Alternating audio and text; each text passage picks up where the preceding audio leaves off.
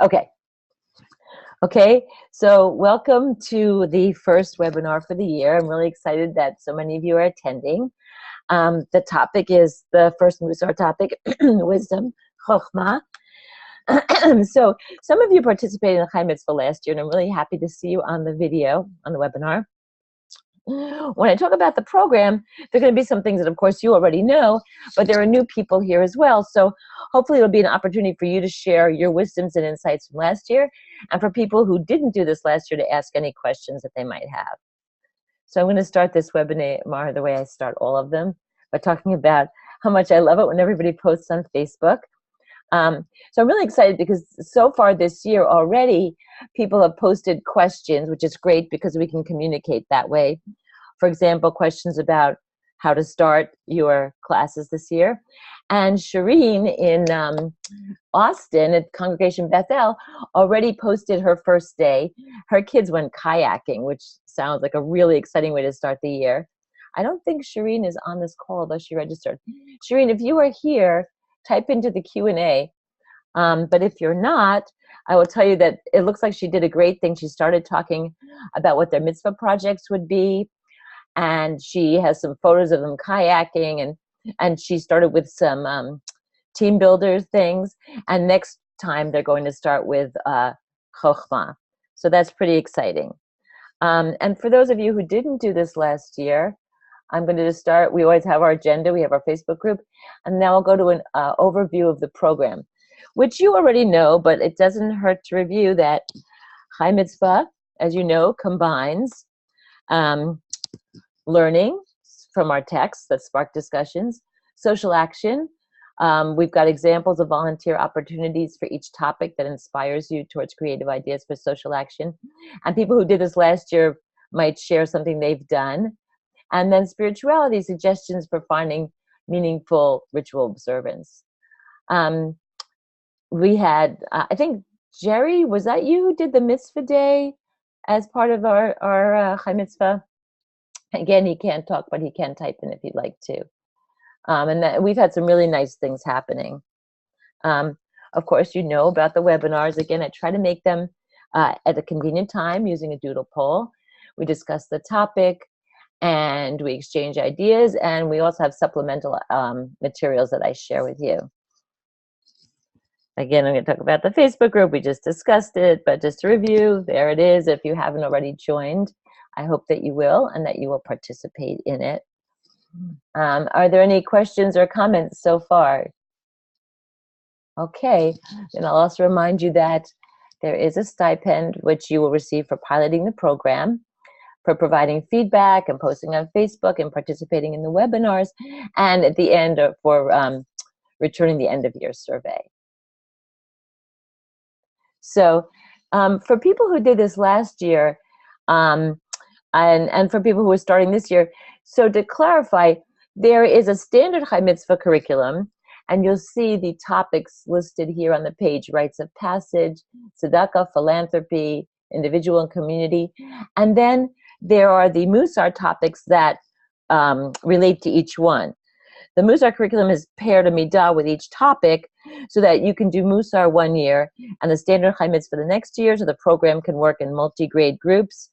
And also, it works very well because if you have a class that wants more text study, or if you want some background, you can use the adult source books for this additional text or background with each topic if you have that kind of group. So I'll just go over rites of passage paired with wisdom, or Chochmah. Oh, wait a second.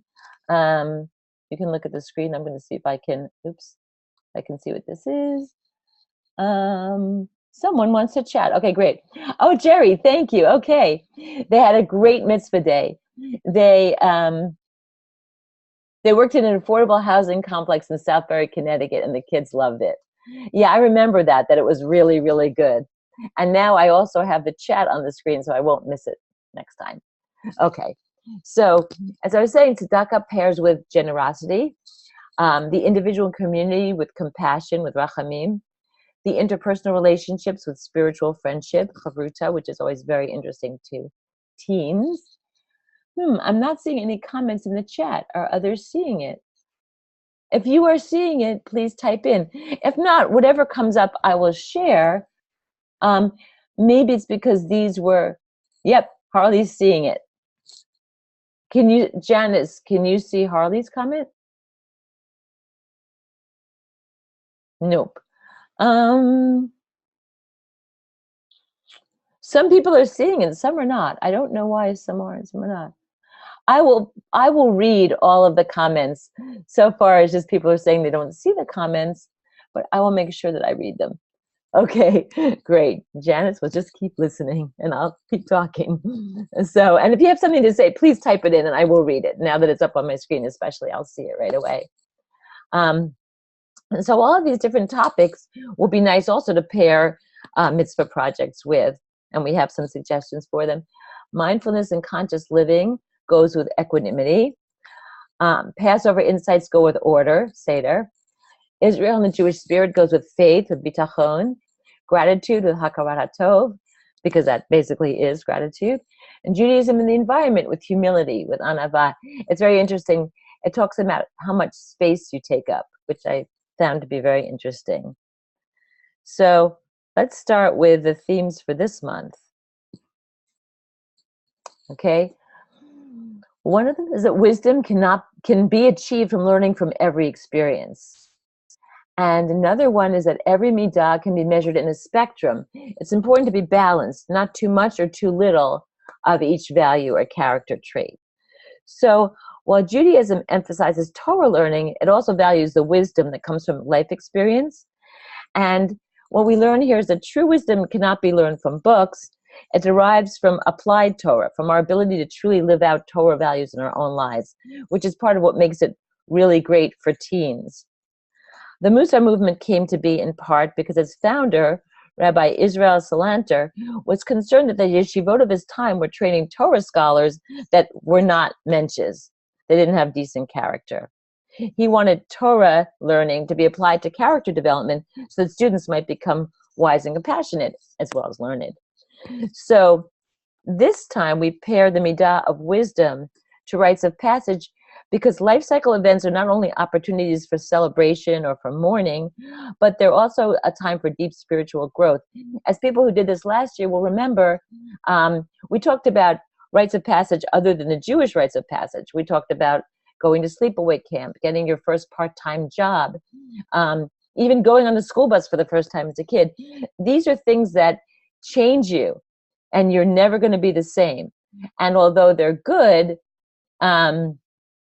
they are also stressful. Let's see. Am I supposed to have something which looks like the slide you have up? You should have, yes, that is what the materials look like. That's basically the cover of the first one of Rites of Passage.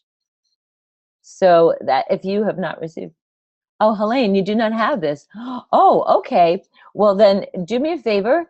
I don't know why you don't have it, but also Harley didn't receive it. Just send me a quick email. You don't have it either?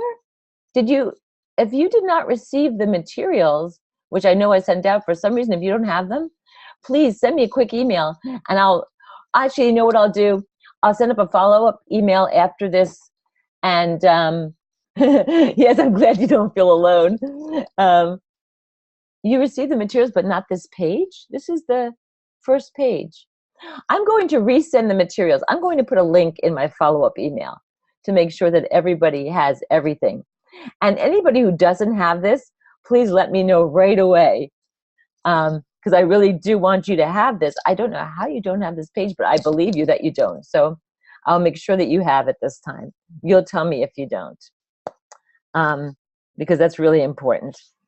So we're gonna start with wisdom, and we're going to see how rites of passage are an opportunity to reflect on wisdom and what might be learned as your life goes forward. Okay, so I hope everybody has this page. You will have it if you receive the materials. This is called Me and Midot, and it's a great place to start. Give each student a printout of this page. And we can try it ourselves as well. You'll see on the screen the page your students will have has more midot than what I could do in our Zoom poll, but it'll be fun for us to try. And and we'll just do this for the experience.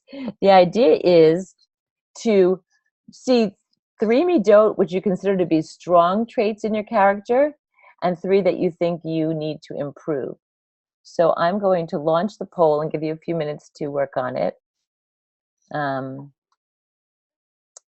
That would imply that I could find my cursor. Anyway, I'm going to do that now, and then you can fill it out, and then we'll discuss what we do.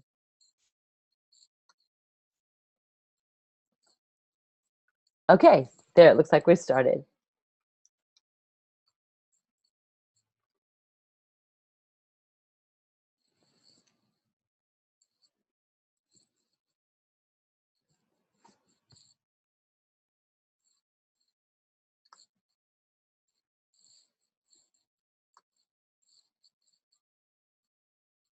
I don't see people voting. Are you able to see the? Oh yeah, you are voting. Good, good, good. Glad to see it. It's gonna be very interesting to see what people do.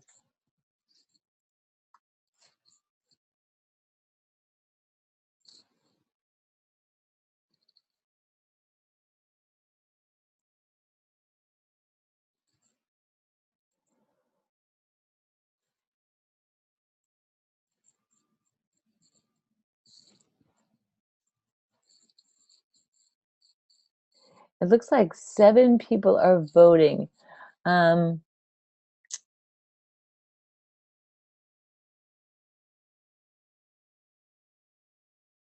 Oh, okay. You know why? That's great. I love what Harley just said. If our answers feel too slow, check patience as your need. And you know what? That actually is something I need to check. You're awesome.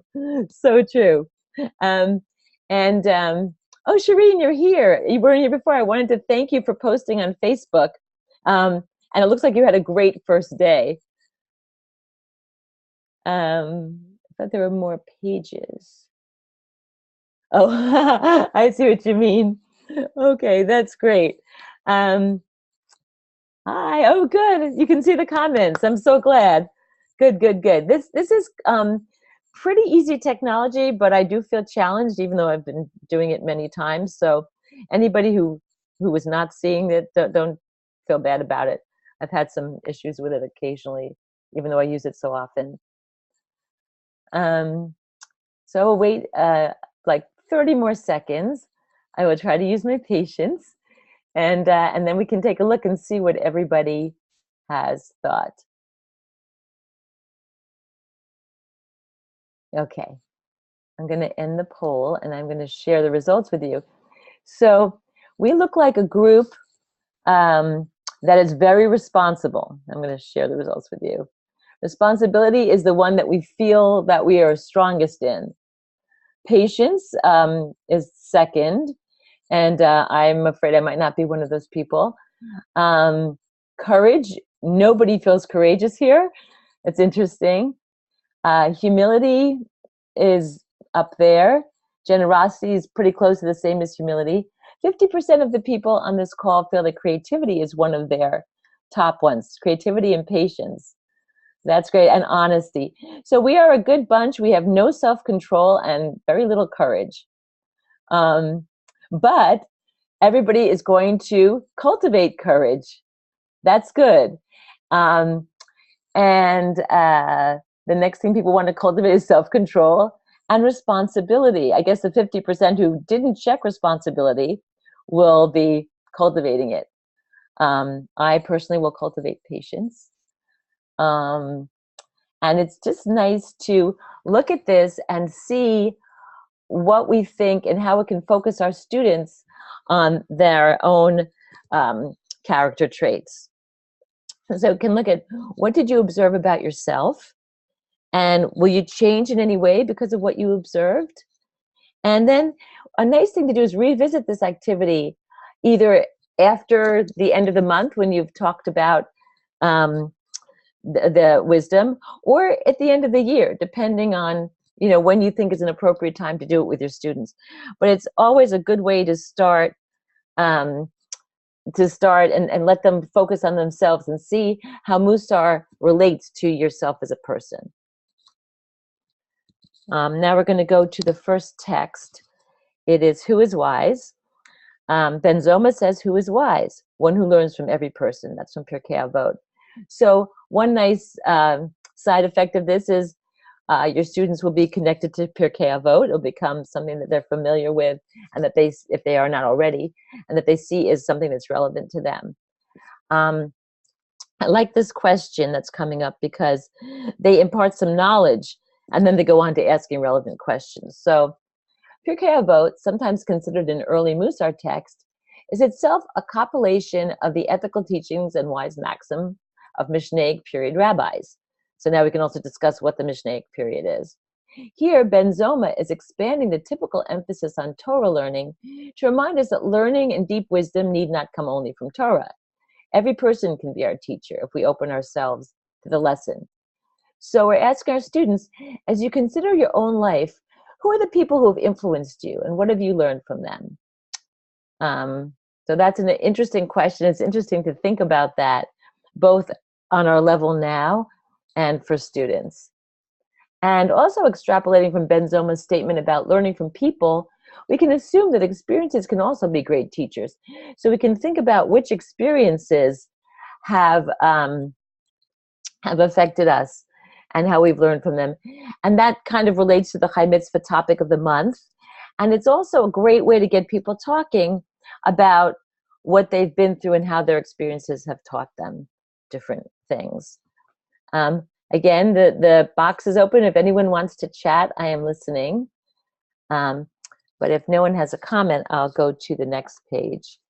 I really like this one. I just find it amusing. It points out that we can learn not only from experiences, but from observing the world around us. Rabbi Yochanan said, even if the Torah had not been given, we would nonetheless have learned modesty from the cat, and that stealing is objectionable from the ant, and fidelity from the dove, and appeasement in marriage from the rooster. So I think probably many of us, the online poll. Yes, if you'd like to use it with your kids, I'll talk to you about how to use it online. They have it as a piece of paper. We have it for you to print out. But let's see if we can find a way to use it online as well. I also see a cue. Oh, this text is great to use when teaching madrichim about working with special needs kids. So true. Great observation. Yes. It's important for us to realize that everybody and everything has something to contribute. So that's a very good comment. A logistic question. How do all have the kids see these writings? Do you have the kids bring phones? Do you use iPads? That is a great question. There are lots of different ways to do it. Some people have smart boards. Some kids have phones or tablets. Some people print it out. Some people may not feel it's necessary to have every text. They might just give them the things that they're going to actually check or use. Someone who did it last year, how did you do it? Did you have every student get every text, or did you have a smart board? Anyone who'd like to answer here? She printed out what was relevant. Janice did. Yeah, that's a very good way to do it. Anybody else want to share? I asked the kids to bring a PDA and then text the answer to the facilitator. Oh, cool idea. Nice. Which reminds me also that this year we're going to have a mitzvah day, and we'll share by Instagram. We typically read aloud the materials, that were helpful. I would like to use tablets. How do I send them the links? Oh, easy. Did people find this to resonate with teens last year? Did it spark good discussion, or did you connect it to a good activity? So this is the first year of Mussar. There are activities that I'm going to share with you after we get through it. I also know there are a couple of people on this call who will have amazing activities because they just do, because of who they are. So if anybody has a suggestion, I'll be happy to listen. I like this one because I don't think we are as in touch with nature. Like, I had never thought that ants stealing would teach me about stealing being objectionable. And I think it's interesting to focus the kids on that. Oh, Sue Penn said, my teens loved last year's program and are excited to do Mussar this year. That is great. And I'm really excited for you to do it because I know you're going to do an amazing job. So let's think about what kind of a discussion we can have with this, that we're learning from the animals or from nature in general. See, the other thing is it's nice because this opens up to nature. And having worked for J&F for many years, I have a lot of nature examples. So we're thinking of our life as a spiritual curriculum, an opportunity to develop our character through our experiences, but also through what we observe. So we can ask the kids, can you identify something you've learned from your observations of animals or plant life or other natural phenomena? And that's not a question that's easy to answer at first. But for example, I love to use this one about the redwood trees. So the redwood trees are the tallest tree on earth, but they have roots that are like 4 feet long. So how do these little roots hold up these giant trees? The roots don't go down straight. They curve and they link together. So every redwood tree holds up another redwood tree. And that's something we can learn from nature, that we can be like the redwood trees and help hold each other up. Or another one is my favorite Arthur Waskow quote, which I think is actually he took from something else, but I don't know what. But he says, we breathe and the trees breathe. We breathe in what the trees breathe out. So we breathe each other into existence, and the breath goes in a cycle. That's another thing. If you observe nature, you realize how things depend on each other. So these are things you might use to get the kids started. I think that it's pretty obvious that what we put out comes back to us in some way. And I think that's something that we can observe and talk about when we read this. And then we can also go to different experiences. What midot or virtues do you think can be imparted from birth, bar mitzvah, conversion, marriage, death, and those things? But also let's think about other experiences that we've had, such as getting your first job, getting your driver's license, going to sleepaway camp, things that happen with a family, a parent losing a job. I mean, there are all kinds of things that happen, and it's good to get a discussion going, in a safe, friendly discussion going. So that's something that I would encourage. Oh, this is nice. Jerry, you had 8th graders, and you said that you found the kids to be surprisingly thoughtful. And that's really nice. And Janice said, having taught teens Mussar in past many times, it really resonates with them. So that's really good too. Harley said, our kids show skepticism about the lessons from Torah. Does this life experience focus without Torah lessons reinforce that? No, because I don't think so. I think because we are using text, it combines in a way that would still have respect for Torah lessons. There are skeptical teenagers, and I think this is actually a good way to take this skepticism and relate it to other texts and find it to be more relevant. I'll be interested to hear what you find when you actually start doing it. And being aware that your kids are this way, you know, is a good way to, a good thing when you start doing it to know what you're up against.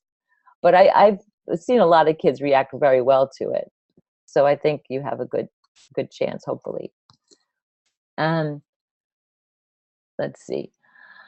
Okay, so the next text is silence is a fence for wisdom. I have to tell you that this actually confused me when I first read it. It's from Pirkei Avot. And so how can silence be a fence for wisdom? I realized that this is one translation of this text, but if you understand the text, if you think of 4 as a round, it makes sense. Silence is a fence that protects wisdom. So how can silence protect wisdom? I don't see anybody answering, so I'll answer. Well, you can see, we'll go to the next question. I'll tell you. People can be silent for all kinds of reasons, okay? All of which will lead, not all of them will lead to wisdom, but the one that will. So my daughter, when she was in 2nd grade, they were learning keyboarding, and she noticed that silent and listen had the same letters in them. And so the kind of silence where you're listening will lead to wisdom. Silence is very powerful, and listening and thinking before we speak is very powerful. Listening to be learning to be active listeners is a wisdom building skill. Totally, totally true. Thank you, Janice. Oh, doesn't this contradict "thou shalt not stand idly by"? I don't understand how that. Maybe this is a comment on something before. What? How does? Which text did you think was contradicting with "thou shalt not stand idly by"? I'm going to wait for Sue to answer. Silence. Oh, okay. So maybe that's the wrong kind of silence. There are different kinds of silence, and that's an excellent comment. No, I think that this silence is being an active listener and not just being silent and never moving. As we were saying before, it's really good to know every Middah, you have to be right in the middle. You don't want to have too much silence or too much talking. You want to listen and then you can act. I think that's a really interesting and great comment to show us that exact thing that we were talking about before. We can think about how silence would be a useful tool in our cultivation of wisdom. That's an open-ended question. Clearly, if you just stand and do nothing, that's not a good use of silence. But if you consider being silent before you speak, but then you answer the question, and you're thinking about the impact of your words on others, then I think silence is a very good fence for wisdom. We teach when it is wise to be silent and when to speak up, Janice says. And I think that's what we're talking about here. So that's great.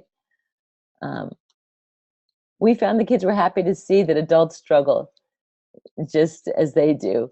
Yeah, that's very true. It's an issue for adults as well, Jerry is saying. Yeah, definitely. I think it's a person issue. I think some people just tend to listen and it's easier for them to express themselves than others. So I think that's a really good discussion also. I know that there are some people I know who are a lot younger than me and they never say anything stupid. And then there's me. So, you look at, it's a great way of looking at the continuum and what silence can do for us to help us be more wise. Now we're going to get to some midot, to some practices that'll help with the middah. So these are some of the activities we have for the kids to do, and we can expand on them and do them in ways that that are useful to us. So one is called learn and list. You learn from every person, as Pirkei Avot suggests. Notice what you can learn from the small actions of others at least 3 times a day and make a list to share at the next class. I think sharing it at the next class is important because it will help them actually do it. You can decide what's best for your group and decide whether and how you'd like to share them. They could share it. They could just drop it on your desk. They could talk about it. Depends on your group and what you think is going to work with them. This one I like too. Acronym is art. So in the materials, it tells us that Chabad is an acronym derived from the first letter of the word Chochmah, which is wisdom, Bina, which is understanding, and Da'at, which is knowledge. So we can do the same thing. We can take the Talmud to the test. We can contemplate at least one of the following things in the natural world, because we're talking about contemplating the natural world. So look at a cloud or a blade of grass or some water, a breeze, a spider, anything, precipitation, a tree, a flower, anything you see, and write a poem where the first letter of each line describes something you have discerned from this careful observation. So I put one together here. Sun, shine mitzvot on the world, unleash your creativity, and have a new light every day. That might be a fun thing for students to try. Then this one, this could be nice to share on our Facebook group. You might consider having a blog for your students. Is there someone in your life whom you consider wise? Interview him or her, asking questions like, I consider you very wise. How did you get there? What are the most important lessons you've learned in your life? How would you advise someone like me who would like to develop wisdom? And then they can share their interview online or offline or as a video And that could be an interesting thing to do. It's interesting to see who they would choose to talk to as well. I'm not even going to ask you for comments because I know that you will speak up if you want to. This is a very nice thing. So this is these are Middah cards that you can print out and cut up, and you can use them during a lot of the sessions, not just this one, but we start with it here. This is a supplement page. You can print it out. They can cut them out and refer to them in different ways. For this session, pick out those midot that you think are most closely related to wisdom and share the reasons why you chose them. And this way you can discover how different midot interconnect with each other. And they can do this in pairs or in small groups and then share it. I gave them like a number. I said choose 3 to 5 because otherwise they might just think that all of them relate in some way, which is good too, but it could take a very long time to get through. Any suggestions for how you would want to use these? Okay. Now here's a link, one of our first social action links. This is for Character Day. So the suggestions in the Mussar curriculum are a little different from the standard ones. Not all of them are things you would actually do. They're more like, some of them are just like information. This one, however, is something you can do. It's to Character Day, which is an amazing day when students dive into free printed discussion materials and resources while joining an online global conversation about character, focusing on who they are and who they want to be in the world, how to develop these character strengths. But the thing is, it is on September 13th. So most of us would not be able to participate in this year's Character Day. It's in 2 days, it probably doesn't fall on the right day, but Character Day is one day, but the resources that you'd find at this link are available all year round. And there's some really good ones. So you might be interested in checking this out. Then we have some additional information. This is, I think some people already know about this, and some people have said they're using it the first time, the first session. The 10-minute video, The Making of a Mensch. It's at letitripple.org. It's great. I suggest that everybody use it in the first session because it's a really, really nice video. It's very, very well made, and it's interesting, and it really explains things very well. Then if you want more information about Mussar, letitripple.org, where this film Making of a Mensch is, also has other information. The Mussar Institute is good. Yes, Shireen plans to use it. You will love it. Did you see it already? I'm going to imagine that she just typed yes, because she probably wouldn't say it was a nice video if she hadn't. So it is. It's a great video. She just typed yes. Great. And at that same link, there's more information on Mussar if you need it. The Menschlings are at the end of the booklet. Exactly right. That's what I'm going over, what's there. Exactly. And then there's this nice link. So wisdom is one of the 10 sfirot, the emanations of God that are in Kabbalah. And there's a nice tree of life representation, and you can click on this link and see it. Might be something you want to put up in your room, or just show to the kids. And then, so we have these nice midot cards that we can use, but you can also get some at letitripple.org if you want to. So that's available. And so these are nice links. And something you might want to talk about with your kids when you talk about Chochmah and Chabad. Chochmah and Bina appear sfirot in this mystical tree of life, and appear in Exodus to describe qualities of Bezalel, one of my favorite figures, the guy who the art school is named after. He was a divinely inspired craftsman of the tabernacle. And what it says about him in Exodus is, I have filled him with the Spirit of God, with wisdom, Chochmah, with understanding, Tvunah, which means the same as Bina, with knowledge, Da'at, and with all kinds of skills.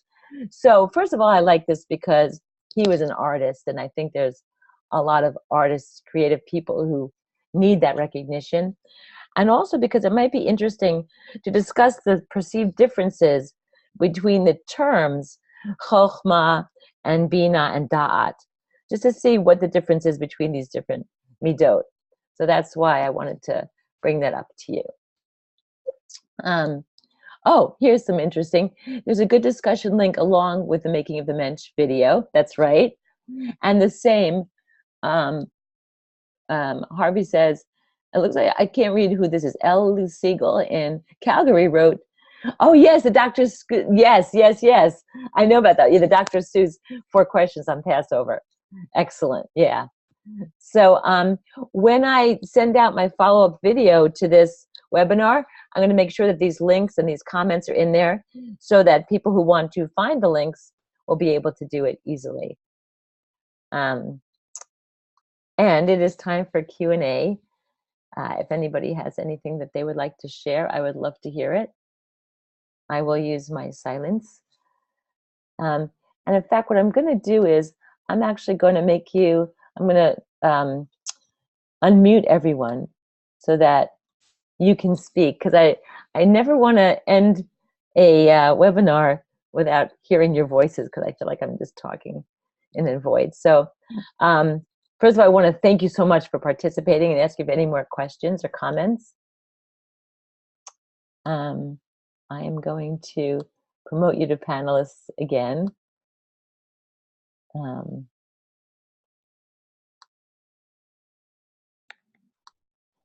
It's good. I think we had some nice comments here and some interesting things. And I want to thank you for people. Can we? Okay. So for you who I can see, that's great. And for those of you who I can't see, I can at least hear you. Ellen, I hope that you will arrive safely back at your home in not too much time, that everything will be good. And thank you everybody for participating. Are there any more questions or comments that you would like to share? Can you hear me? This is Ellen. Yes, yes. I couldn't get, unfortunately, I couldn't interact at all during the webinar. That wouldn't let me, and I didn't get any visuals or anything, but I did listen. And so you're going to have a recording of this? Yes. Okay. There'll be a recording of this, and I also send out the PowerPoint as a. Oh, great! Because only thing I got was the poll. I mean, that was the only thing I got. Well, I'm glad you got the poll. It was interesting to see how non-courageous we are. Yeah. Yes, it is. But you know what I really think? Maybe we are, though, courageous and don't realize it. I mean, as a people. That's what I was thinking. We might be more courageous than we think. We're just self-critical, I think. Yeah. Right. So Jerry is muted again. Oh, I know, because you're outside, right? Yes, my apologies. I don't want to disturb everybody. This doesn't often happen, but I had to be out today. So I don't blame you. This was great. Thank you. Thank you, everybody, for attending, and I'm looking forward to the next time that we get together. And thank you for your comments. Okay. Thanks, Thank Nina. you. Thank you so much. Thank you. All right. Bye. Bye-bye.